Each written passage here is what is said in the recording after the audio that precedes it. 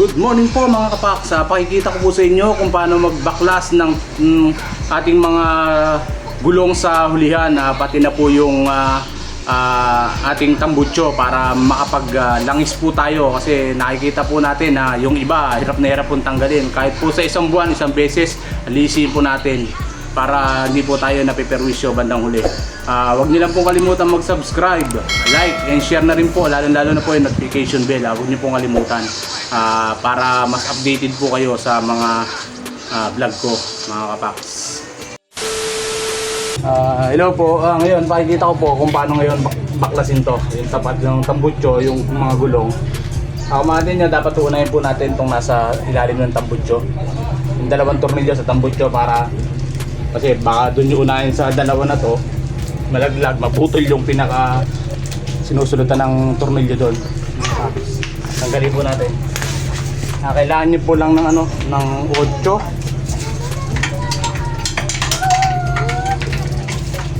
Number 10 po.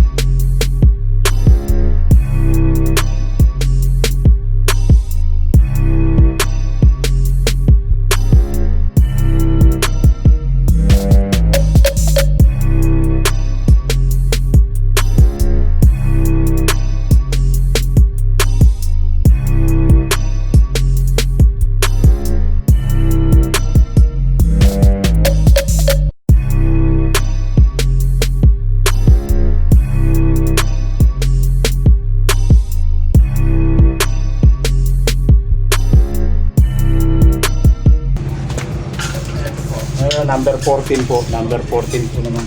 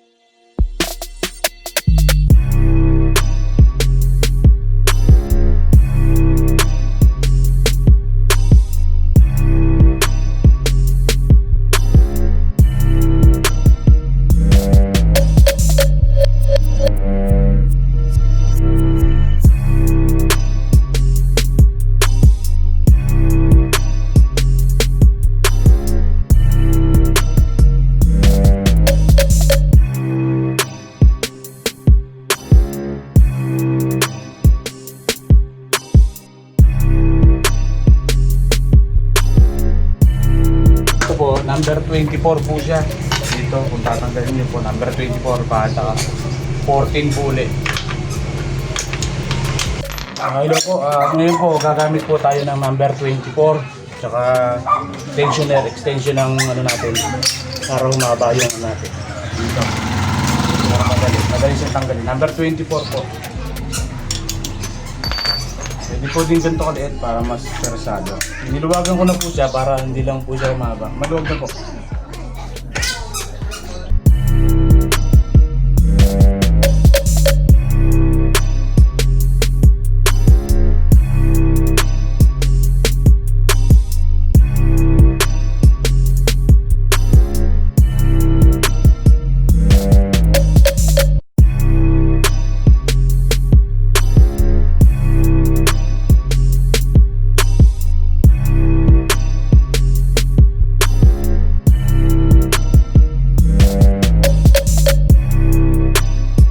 Ganito lang po. Mas maganda po, lagi yung lalangisan nyo. Diyan po kumakapit yung mga lahat na ilagay nyo, langisan nyo po. Mapansin nyo, laging ito problema nila. Hindi matanggal. Saka ito, hindi mabunot yung gulong natin. Kaya kailangan laging may langis. Kung gusto nyo pong pakintabin, kagaya ng akin, yan po yung liliyahin nyo na. Liliyahin nyo na po ng liliyahin yan muna bago nyo ibalik. Kaya po yun.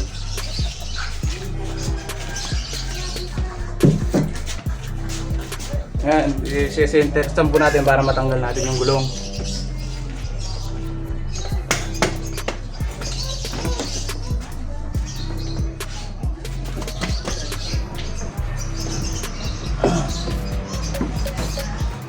Lulog pala tayo ng isang tornilyo.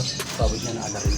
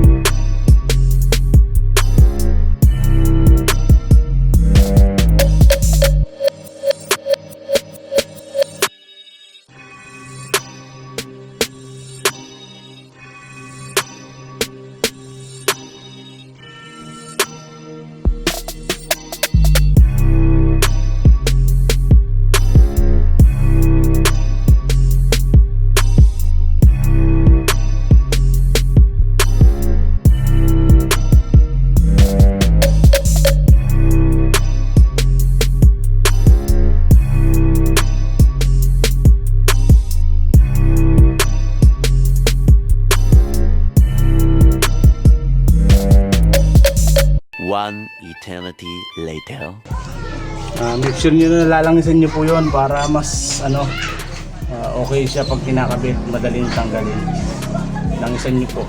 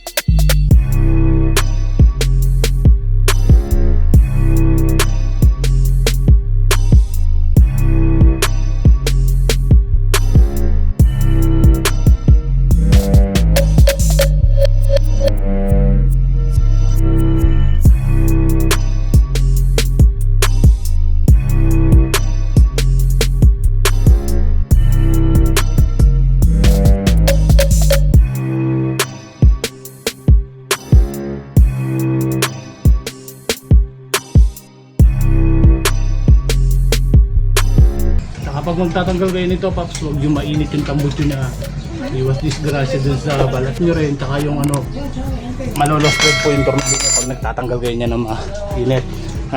Yan po.